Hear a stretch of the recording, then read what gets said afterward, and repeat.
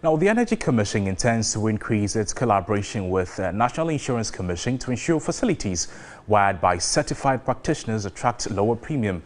Board Chairman of the Commission, Professor Ebenezer Oduro, made this known at the launch of guidelines on electrical wiring regulations. The enforcement of the provisions of the regulations is the preserve of the Energy Commission.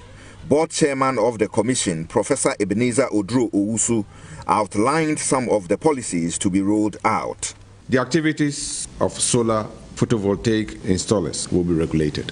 They'll be required to take a certification examination, after which successful candidates will be registered with the Commission. Increased collaboration with the National Insurance Commission to ensure that facilities wired by certified practitioners attract lower premiums, since their risk factors would have been drastically reduced. Launching the guidelines, a Deputy Minister of Energy, William Oreku Edu, observed the guidelines reflect new trends in the practice. The increased professionalism in the practice of electrical wiring by electricians, the increased use of Ghana Standards Authority approved electrical cables and accessories, the decrease in the spate of fires associated with bad wiring are but a few achievements the electrical wiring program has chalked so far.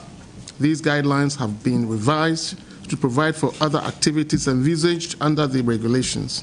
The certification process consists of a written examination, practical examination, and interview. This, according to the Executive Secretary of the Energy Commission, Reverend Oscar Amonuneza, is part of efforts aimed at developing a robust and resilient energy future for the country. We cannot relent on our efforts to ensure anyone who intends to carry out wiring installations is duly trained and certified to undertake that activity.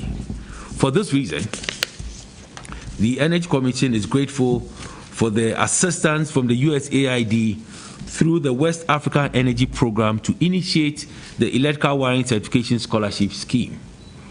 The Commission has so far certified 11,513 electricians across the country.